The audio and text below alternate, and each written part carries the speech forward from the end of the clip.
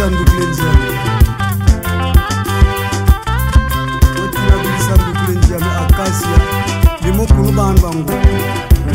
Inca.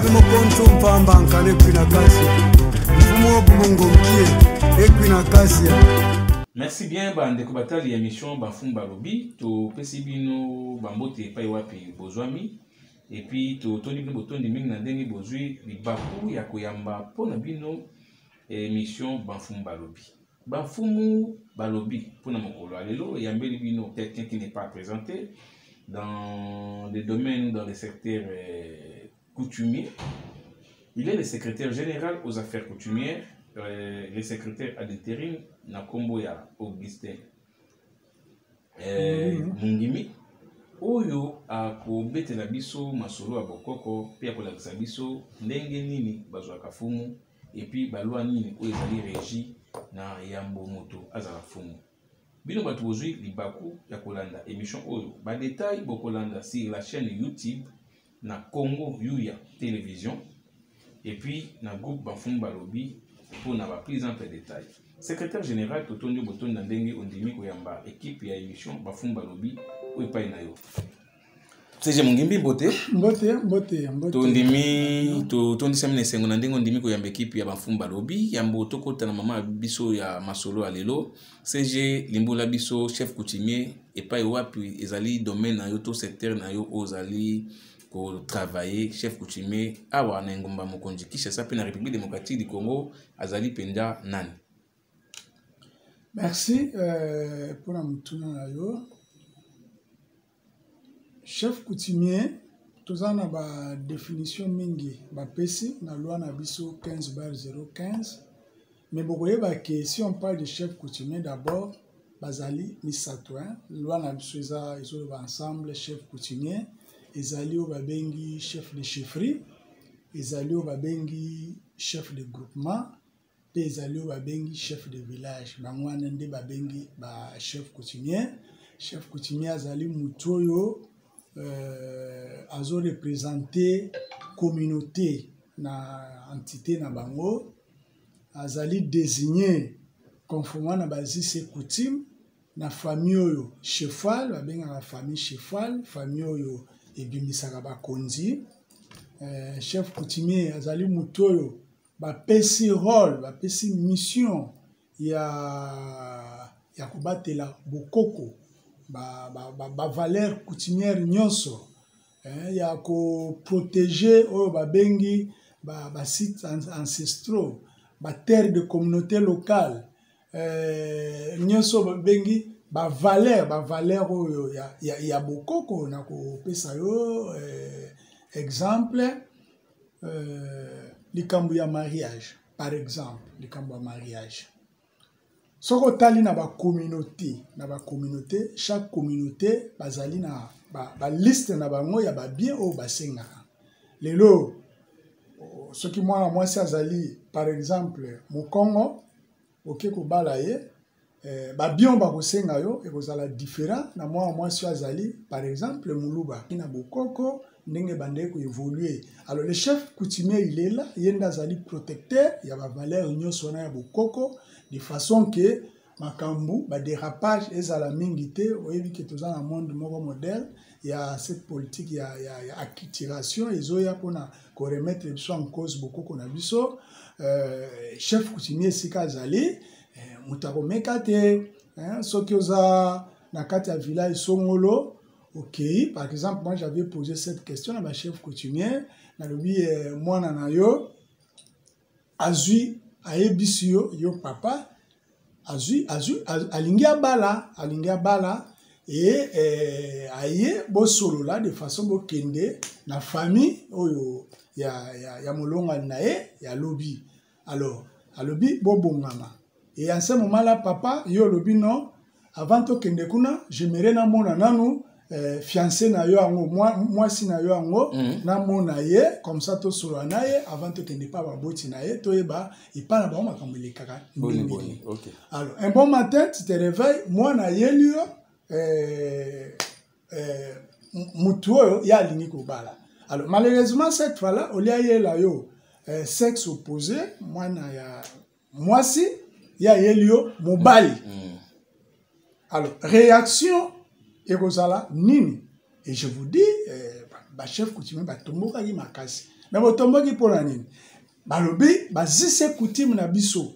Usage na biso, et pas na biso, moi si, mobali, arobala nana, mobilité. C'est un peu ça, donc, rôle na yo.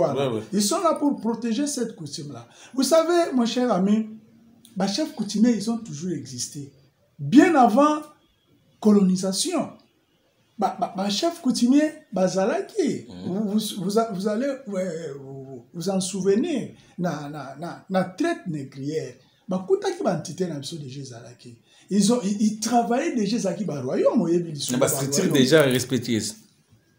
Les royaumes, vampires, on appelle ça royaume royaume Congo, avec des provinces, avec des chefs, avec bazaki bien organisés, bazaki na mbongo, bazaki na mamunyoso. Donc ils étaient déjà là, les chefs étaient déjà là. Et les chefs à son temps, bien avant période wana, chef azaki na nyoso, c'est-à-dire hier azaki na pouvoir judiciaire, ils pas pouvoir armé, ils allaient tout, parlement, ils allaient donc pouvoir, nous sommes incarner pouvoir. Voilà. Donc, c'est un peu ça les chefs. Alors, comme avec l'évolution, tant que pour ça, quand la période de la colonisation, vous savez ce qui s'est passé à la colonisation,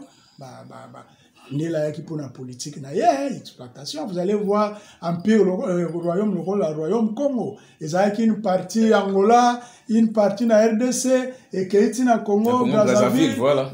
N'en parlons même pas.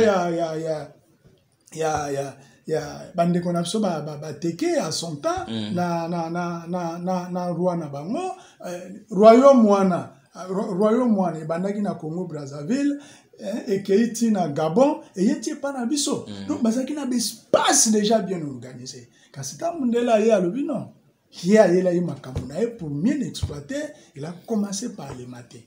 Il les a matés, à subdiviser le royaume, à détruire le royaume, juste à ce que il y a comme tout le monde va chefferie, il y a comme un groupement, c'est que vous allez voir ce que le rôle na Kasongolunda. Vous allez voir chef Kasongolunda à gérer une partie même na Angola, ils ont un sujet na Angola de la même façon ce que pas montagnard vous vous allez voir ils ont dépassé frontière nationale, toujours frontière administrative, c'est différent. La frontière traditionnelle.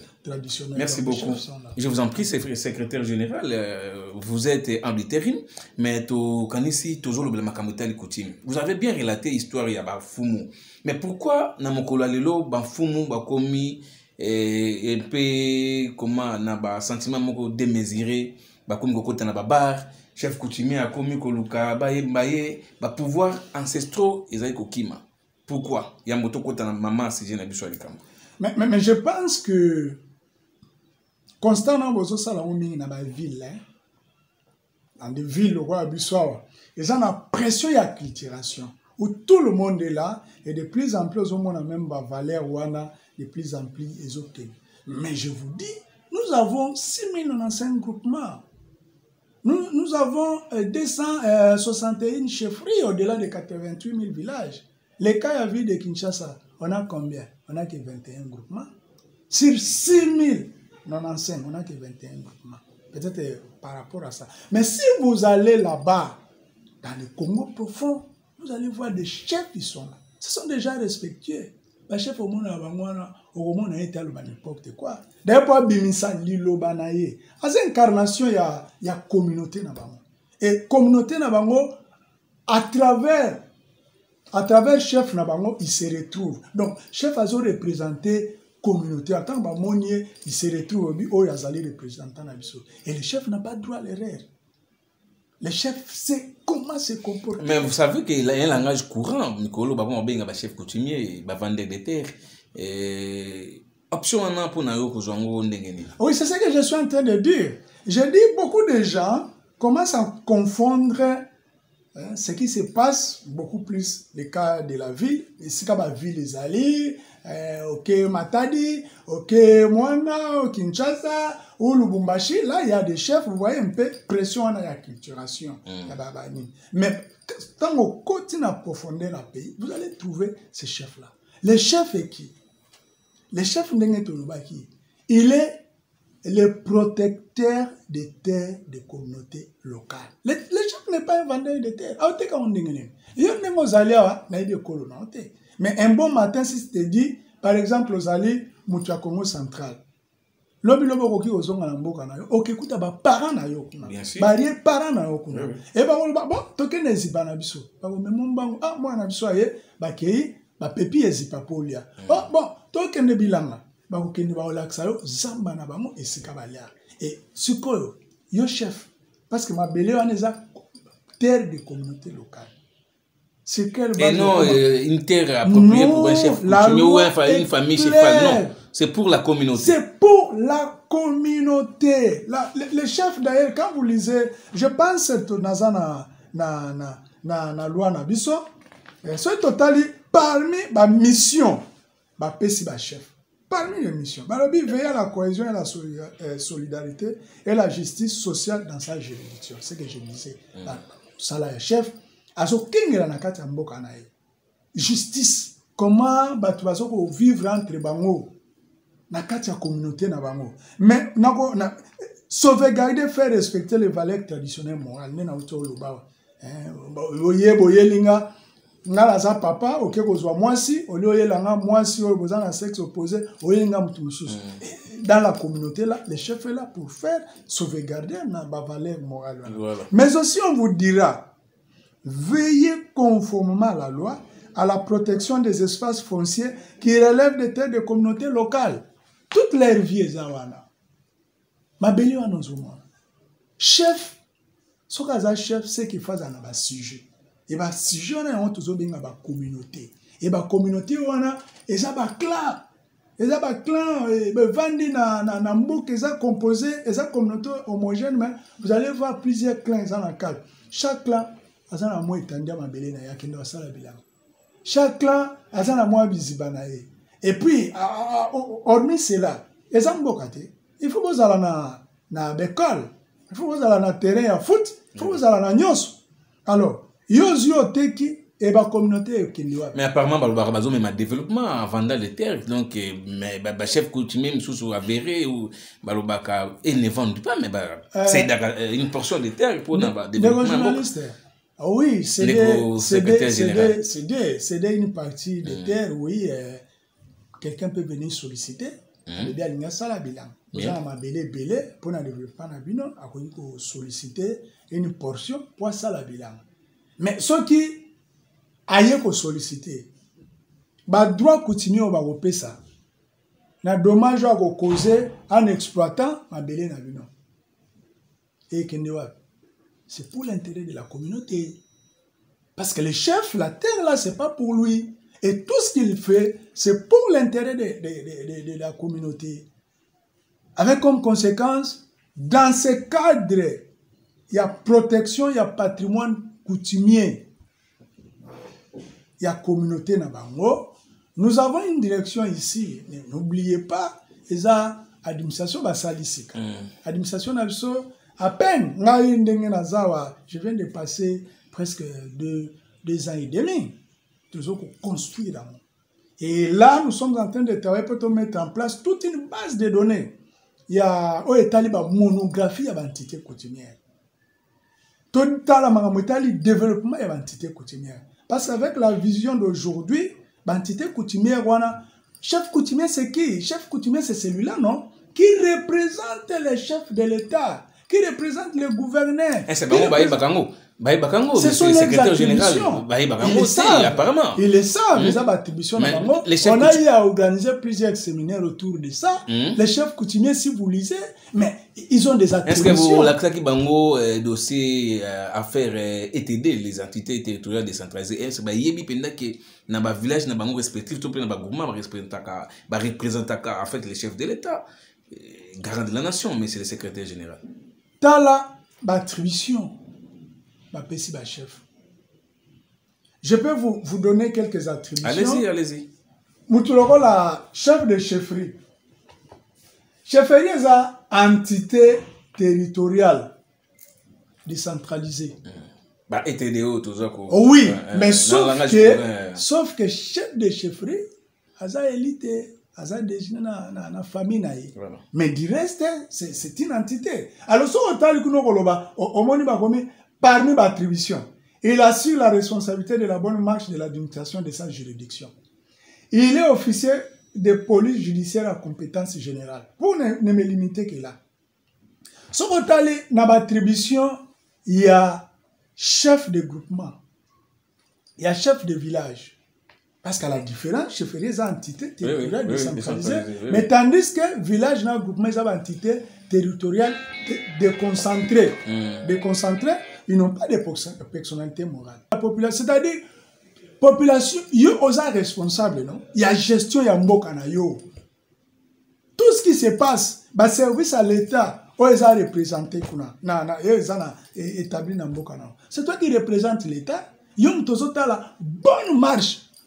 Il y a différents services. Il y a les autres, na kopesa exemple toza na pandémie te ya covid chef de l'état a eu ba mesure il y a beaucoup de respecter tout ça les distanciation mettre en fait chef de l'état ba journaliste na secrétaire général ba sali cache mais on a respecté la distanciation. Je crois que merci fidèle spectateur ndenge bo cache. Merci. Oui. Alors tango ba mesure wana ekwe na village na groupement qui représente le chef de l'état. C'est le chef coutumier. C'est le chef coutumier. C'est lui qui va faire voir, sensibiliser les uns et les autres. S'il est bien fondé, il y a pandémie, il y a qu'à garder ma mesure, l'État, Moulamata n'a pas eu pour protéger la population contre la pandémie. Au cas contraire, est-ce que dans la pandémie, le chef coutumier va sensibiliser le village respectif, secrétaire général. Nous avons cherché à mettre sur pied l'organe pour la sensibilisation. Le service de la santé, ce sont des services. Mais on va dire que Covid est contre la pandémie. Non, mais des émissions avec les chefs coutumiers. On va le pouvoir ancestral. Pas question de Covid. Non, monsieur le journaliste. Le chef coutumier a double statut. Allez-y. Double statut. Lequel? Statut à Liboso, à sa autorité coutumière. Nous avons une mission pour battre la bokoko, la valeur na bango traditionnelle. Kotala makamotali solidarité na katiamboka, cohésion na katiamboka. Nyonso abokoko na bango, c'est lui le garant, c'est lui qui veille sur ça, c'est lui qui est le protecteur. Yem daza socle, il y a protection et valeur na bango. Mais tandis que Azali aussi, agent, il y a l'État. C'est sur base là en tant qu'agent de l'État. Loi Nabiso, ce qu'on a loi 10, base 011. Et puis c'est l'attribution. La chef de village de Nautoloba, salubrité, s'occuper de l'hygiène, veiller sur l'enregistrement des nouveaux-nés, tout ça. Il est responsable. Donc, il est vraiment le chef établi au l'État de Tchèque. Les responsables, il y a recensement. Le chef coutumier. Qu'ils ignorent apparemment. Et apparemment, l'attribution n'a pas pour ignorer. Parce que moi, je sillonne beaucoup de villages. Je salue les chefs, il y a un village Kofi, il y a le chef il y a un village Yo, voilà, qui est le groupement chef Labi. Apparemment, ils ont les informations, nous faisions le tout pour sensibiliser. Mais je vous ai dit ce qui est vrai. Nous venons à peine de commencer. Nous sommes en train de révolutionner les choses. Vous voyez, Ezalaki simple. Bisoto Banina. Moi, dans la Banina, où est le ministère de l'Intérieur? La troisième direction, c'est depuis 2003. Oui, Banda a traité, ma chef coutumier. Mais n'oubliez pas, 2009, réforme Salamaki, créé le ministère de la décentralisation et aménagement du territoire. Des directions de M. Kendaki, on avait laissé les matières. Quelques temps après, 2011, pendant qu'on était là, Kaboli, Bazui volé aménagement du territoire, Bazongi on a ITP, Bazui a fait coutumier de Tikala qui est. En ce moment-là, moi, je suis parti comme chef de division provinciale, j'ai fait 7 ans. Et puis quand on a créé maintenant un ministère autonome, on m'a récupéré comme technicien dans Zonga qui a s'occuper de la direction Italie qui m'a magistrat fait coutumière. Et quelques temps après, janvier 2019, on m'a confié cette responsabilité. Laurent a yebaki na koli na yango. Je pense d'ici là, c'est presque 20 ans. Dans la matière, nous sommes en train d'organiser ça rapidement. Tous ça chaque chef na place na ye, to organiser tout ça na base de données, il y a la monographie parce que c'est là où les problèmes se posent. Total, comment on doit développer des entités coutumières très rapidement, qu'on former bango, qu'on sensibiliser bango parce que chacun a la mission qu'il a à faire, qu'il est appelé à faire. Ils ont un rôle colossal. Plus de 70% de la population congolaise est gérée dans le chef coutumier. Mais peu connu au saut aux oiseaux. Environnement. Vous allez voir, kende na Hindu, télémaboy, ça va t'étonner. Mais tout kana ba conteneur ya ba saki ya makala. Et où t'as plateau les bateki? Et où t'as plateau. Tokotika na zamba to tokotika na zamba te. Bande kona biso environnement. Mi be ko elobinim. O etali mangamu ya ko sala makala. Ya déboisement ba forêt. Tout ça, le chef coutumier, il est censé parce que Mibeko wana ministre de l'environnement, il était dans le village, il est représenté par le chef de village, il est représenté par le chef de groupement. Dans le bagi il y a santé, chef de l'État a mesure belé. Mais chef de l'État au Kenya c'est le chef de village, c'est le chef de groupement qui doit faire ce travail. C'est lui le représentant parce qu'il est écouté et l'État l'a établi là-bas. D'abord, la famille l'a désigné comme tel pour protéger la valeur na bango, mais aussi comme agent de l'État, l'État voudra qu'il les représente pour faire répercuter la décision de ce pouvoir central à Zali Kozo. C'est le chef coutumier. Merci beaucoup.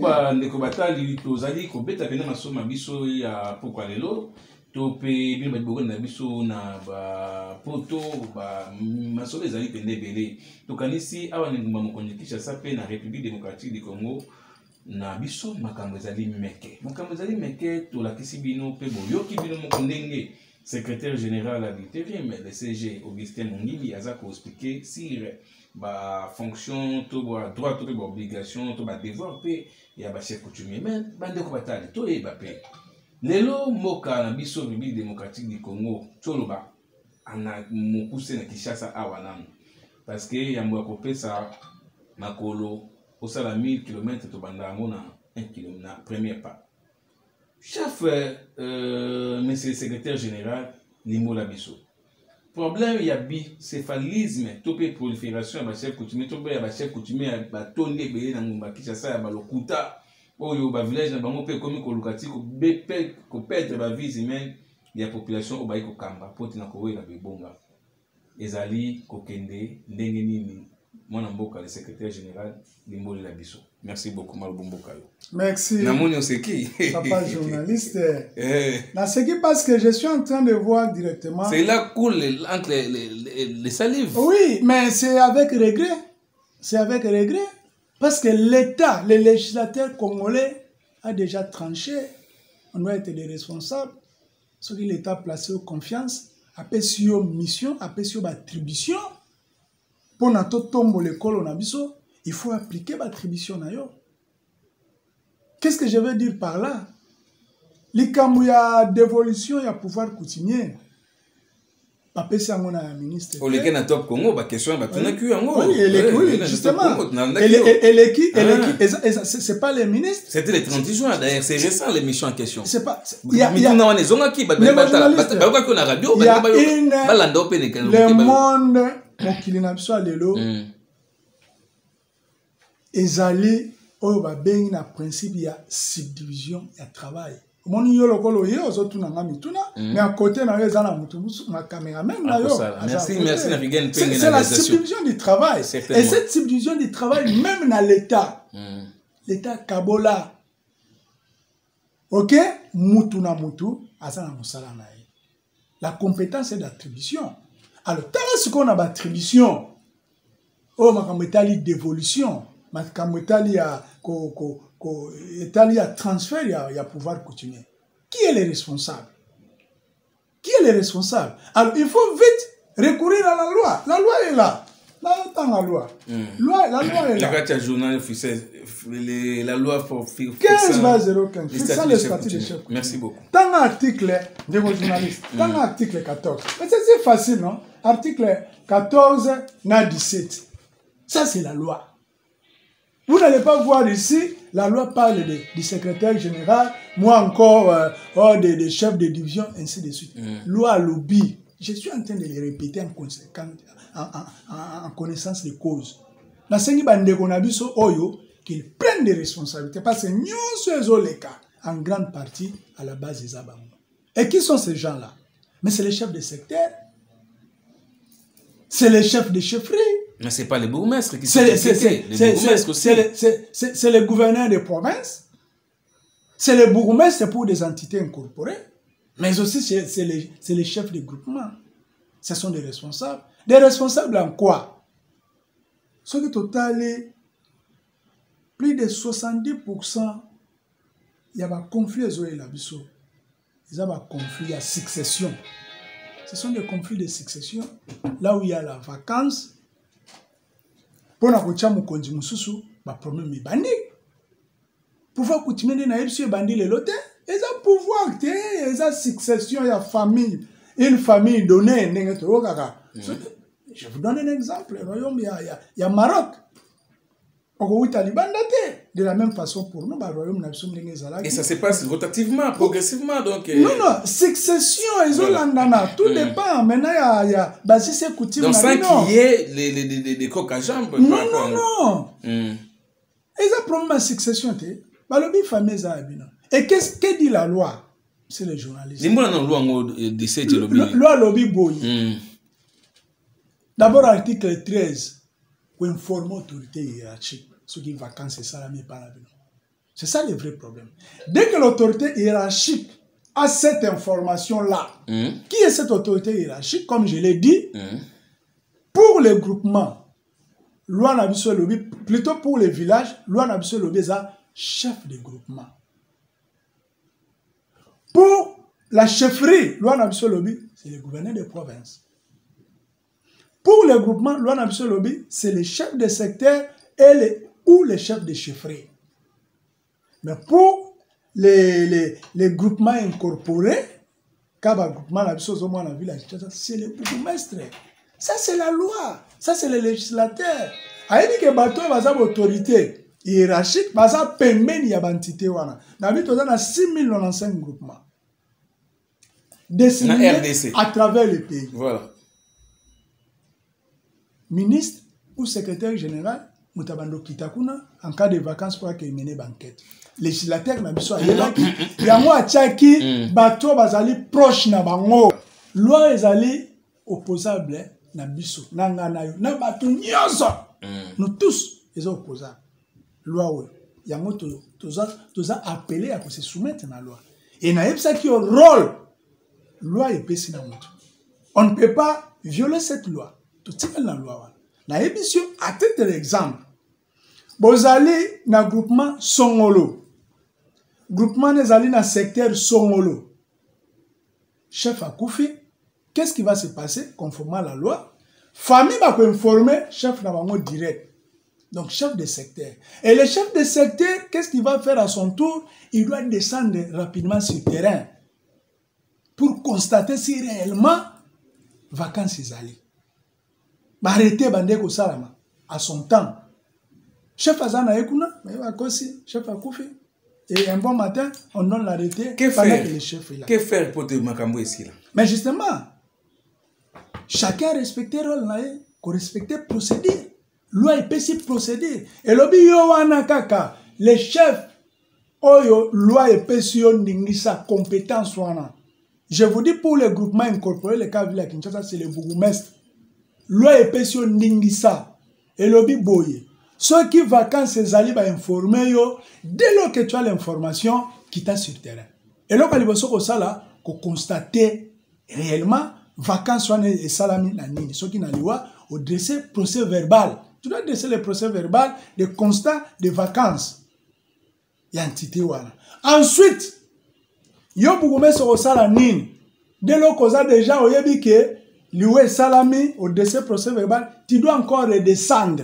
C'est de là où la première chose qu'on s'est posée. Accueilli comme ça là, des journalistes. Accueilli comme ça là, où bengi authentification ya arbre généalogique. Problème nyon sorte zo kuta nango eza na arbre généalogique. Na arbre généalogique akotala nini?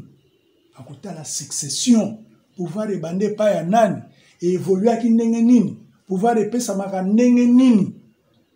Et basana bo mama ebande ko ke na bo papa te ke na bo mama. Basana système à rotation ou basana système à rotation. Toutes ces informations là, c'est lui. Mon amboka Augustin Mongiembe ozali CG tolo ba masolo na pole.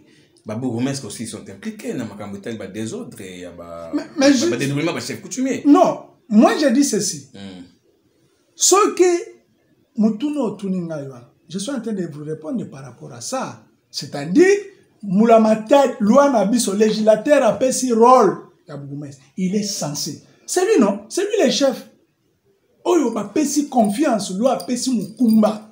Il a mené l'enquête, il fait sa macasse sur terrain.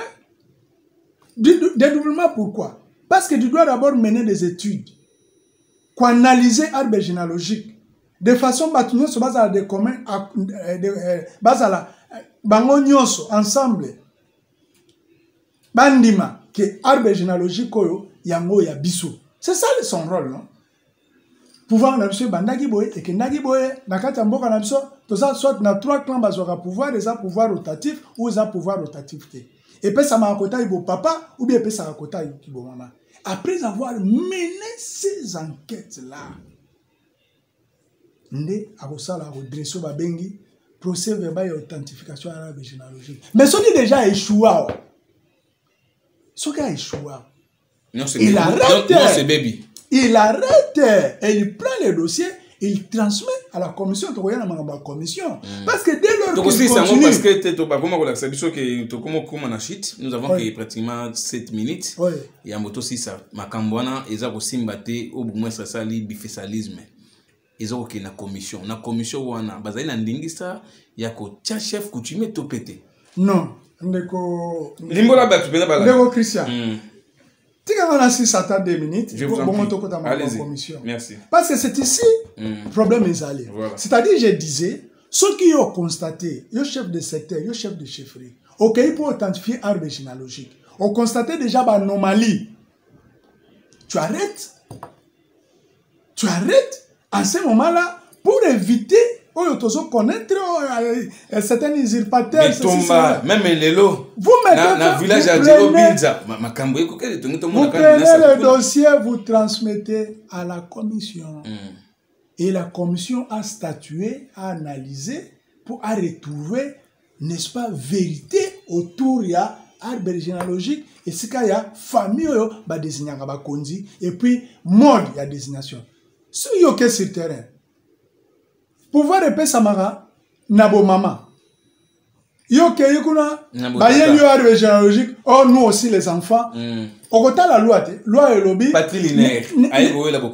Loi et lobby, condition pour que ma chef fasse ayant droit à la succession. Ça signifie quoi? C'est-à-dire ceux qui ont un patriarcat, ils ont un bana.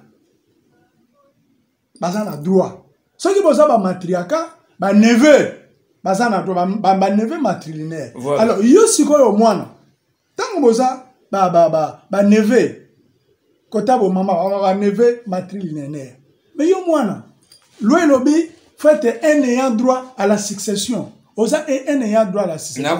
Yo vous mettez, ça ne te dit rien. Allez-y. Je suis en train d'interpréter seulement la loi. Ok? La loi ici nous donne à son article 5 plutôt, nul ne peut exercer les fonctions de chef coutumier s'il ne remplit les conditions suivantes. Nul ne peut exercer. Ça c'est la loi. C'est pas moi et vous. Et on vous dit, être de nationalité congolaise. Yo zagi moi en famille. Okenda poto changa nationalité. Otika nationalité par exemple française. Okoki kozwa bokonzi yotel. Parce que changer nationalité, il faut ça la nationalité quoi. Dede balobi être âgé au moins de 18 ans. Yozana moins il y a 18 ans. Okoki kozwa bokonzi te, l'état hotel mais la yo a hotel mais la famille parce que vous respectez, parce que coutume na basi c'est coutume na bino, il faut ça conforme à la loi. Je ne sais pas si je me fais comprendre. Conforme à la loi. Donc, mineur, on y soit qui bokondité. Loi lobby, être ayant droit à la succession. C'est de là où vous êtes. Pouvoir, bah, lobby. Ayant droit à la succession. C'est la loi qui dit. C'est la loi. C'est la loi. Merci. Bah, lobby, troisième point, être ayant droit à la succession. Ça signifie quoi?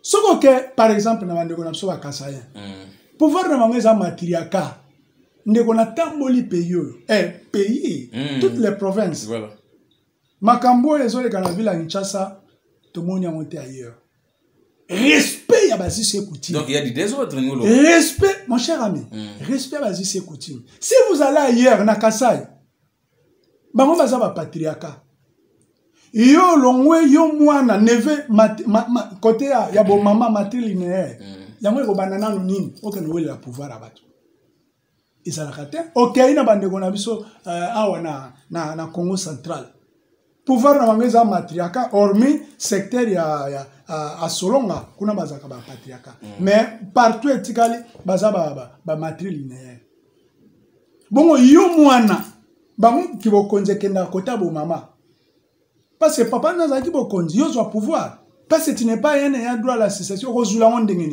je demande, j'invite nos bourgmestres. Donc, vous me répondez directement à la question. Donc, ça se voit clair et noir sur blanc. Si le pouvoir est matrilinéaire. Les bourgmestres, pas s'il s'agit d'une entité incorporée, de prendre le courage de respecter la loi. On ne doit pas être émotionnel. On ne doit pas être émotionnel. La loi est dure, mais c'est la loi. On doit appliquer notre loi. Mais n'a pas sur des armes. Oyebi groupement Benteke Fouti. Guy Kinjonzi. Tu sais pas où tu vas. Tu sais pas où tu vas. À son temps, Oyebaki honorable Fé Kinjonzi. Voilà. Kokufa Koufi, honorable Fé Kinjonzi. Du coup, moi, on a télémé le pouvoir. Moi, on a télémé le pouvoir. Il avait déjà beaucoup de possibilités tant honorable Azaki vivant, après ça qui Azaki moana donc Azaki moana ya petit frère nae donc moana nae. Azu moana wana a format qui est abane otinde ba mission moana comme ina possibilité belé. Et tango honorable akufi moana lokwa na Benteke Fouti. Na palais royal, abi je deviens chef. Basali ba démarche, basali ba démarche pour na ba installer. Et quoi et pas ya bourgmestre Olivier que j'ai toujours regretté, mais il fait encourager parce qu'il était azali parmi ma attribution na azali officier de police judiciaire à compétence générale. Qu'est-ce qu'il avait fait à son temps? Il nous a écrit, nous avons une situation. Moi, je dis, monsieur le bourgmestre, vérifiez seulement la loi. La loi vous dit quoi? Allez là-bas, allez mener, allez faire des enquêtes de sécession. À quitter sur terrain. Après avoir fait ça, enquête, a constaté que ça va matrilinéaire. Il a pris le courage de demander à ce monsieur-là, monsieur, a daté de ce jour, n'a pas eu sous ma quelle était. Ce qu'on il y a la cima, il y a une famille. Comme il était déjà fort, Azaki entouré, Azaki dans un groupe, il faisait tout ce qu'il faisait à s'établir. Quand ça même cousin bakolo pouvoir. Et Olivier a accepté. Nous avons que 5 minutes ce jour. Oui, Olivier les a montré qu'il était quelqu'un que l'État pouvait compter avec lui. Azuba Soda, ça relevé de sa compétence. Landi banami baluana. Bengani bango s'établissa qui na palais royal kuna. Bengani bango et quelques temps après ils ont installé la Maman Mbuka oya utayi kokende et puis moi na ya remplacé Guy Kinjonzi. Donc c'est logique. C'est logique. C'est la succession. Donc il y a pas de conflit. Mais c'est la non. Olivier l'a neutralisé. Voilà. C'est ça le rôle de l'État, non? L'État détient le monopole de la force à travers nos lois. Ce n'est pas les bourgmestres, c'est les législateurs. Merci. Tout bêta, tout cité dans la commission. La commission a quelle mission ou quel objectif par rapport à pour rendre la sentence? Commission Azalina, monsieur Bilé, je vous ai dit dès lors que OK qu'on menait banquette. D'abord, dans Makambetali, arbre généalogique, il y a déjà des problèmes. tu remets à la commission. Je l'ai dit encore, quand vous continuez, parce que ça aussi, maman, arbre généalogique, et là, d'accord, bah, bengi, procès verbal, il y a audition, parce qu'on a déjà, yo so yebi que, voilà, famille, à moi, aussi, quoi, auditionné, bango, on va bimisa mukonzi. Voilà. Alors, dès lors que, on a quoi bimisa ki mukonzi, bango na bango, ba bandi go welana. Tu mets fin à la banquette, tu transmets le dossier. Quelle est la mission de la commission consultative? Et ça, la commission consultative, je le dis bien, des règlements de conflits coutumiers. Ce n'est pas un organe de décision. Mboulamata di a Tindi, ministère a Tindi, gouverneur a Tindi, chef de secteur ou de chefferie a Tindi bango, devant les Kambusongolo, oyo yi azo maîtriser te, le kola bango baza bankumu, bayi bazise coutume, ba kendi ba solana ba ndeko, baye ba réellement pouvoir oyo ezalaki ndenge nini, baye ba na kati na bango, nani akoki ko bima mukonzi. C'est ça leur rôle. Et quand ils arrivent là-bas, tant qu'on sait ça qu'on mène banquette na bango, bah si ça ça musa na bango, ce n'est pas une décision. Il doit remettre les rapports à qui des droits. Comment c'est pas une décision? Parce que la commission, c'est une commission à rendre déjà Satan, c'est au côté chef Bita, au côté chef Yod. J'ai dit ceci, Yovanga na yebisa. Au côté chef Nanou, il y a Yebisa na yebisa. Tikanga na yebisa. Tu m'as posé la question. C'est une commission consultative. Voilà. Qu'est-ce que c'est l'ordre de démission? C'est le gouverneur. D'ailleurs, ils ont une mission de 6 mois. C'est une commission provinciale de la ville. Contentieux Zalaki, dans le village Songolo, dans le groupement Songolo, gouverneur à l'objet, je ne prends pas la décision aussi longtemps que l'expert Nangaï Bazali. Bon, qui t'a sur terrain, bon, mener l'enquête. Je vous laisse le temps, après si vous avez confiance, c'est ça, l'État après si vous avez confiance, va mener l'enquête. Ce qui va sceller si Moussala na bango, va salir sentence, va le but désormais pouvoir déjà à moto. Qu'est-ce qui va se passer? Va recevoir rapport à Tindeli gouverneur. Une copie va Tindeli biso, l'autre copie est na bourgmestre ou entité à loger. Mais les CD de Mbom doivent être informés aussi, saisis. Une copie, oui. Oui, voilà. Une copie. Voilà. Alors, qu'est-ce qui va se passer? En ayant 30 jours, ceux qui recourent en ce moment-là, le gouverneur notifie. C'est le gouverneur qui notifie les chefs. Mais qui a signé l'ordre de démission? C'est le gouverneur. Ok. Parce que le chef coutumier, Bakolandambe là, Bandeko Batali, to comme Nasuka, to Kanisi, Seja Fomoli Penda dossier. Bino, chef coutumier, Bino Bakolanda Makambu, oh, Santa Sequoia qui, oh, mon ambo Kamafu, Nango Richard Kataki Makamabe, Bolandi Bino Mokonde, secrétaire général Zako expliqué. C'est le gouverneur qui notifie. Ceux qui ont une notification à hauteur, même il y a certains sur les qui récemment il y a la commission mondiale, c'est-à-dire dès qu'il n'y a pas de notification, il y a gouverneur, donc vous allez vous monter. Merci, chef. L'élément principal de notre rencontre a trait à la cohésion et l'unité nationale. Nous projetons un séminaire de formation avec tous nos chefs traditionnels sur la cohésion et l'unité nationale. Pourquoi? Parce que nous nous sommes vite rendus compte qu'ils représentent les chefs de l'État dans leurs entités respectives. C'est-à-dire que c'est à eux la responsabilité de pouvoir nous aider à renforcer la cohésion et l'unité nationale dans leurs fiefs respectifs. Raison pour laquelle il est nécessaire que nous puissions avoir une même compréhension de la cohésion et de l'unité nationale et que nous puissions échanger sur les responsabilités de chaque chef et que nous puissions mettre au point un guide si possible qui pourra aider à ce que chacun dans son fief puisse militer pour qu'il y ait la cohésion et l'unité nationale. Ainsi, nous pensons que nous pourrons reconstruire notre pays si nous abondons tous, nous réfléchissons tous dans le même sens. Et ça, dans le souci d'accompagner efficacement le chef de l'État dans sa mission de renforcer la cohésion et l'unité nationale. Là, il y a un travail technique qui commence, c'est-à-dire qu'ensemble avec les chefs, nous allons réfléchir dans un futur le plus proche sur la date et les lieux de ces séminaires de formation. Oh, akasia motiva bilisandu kulenziame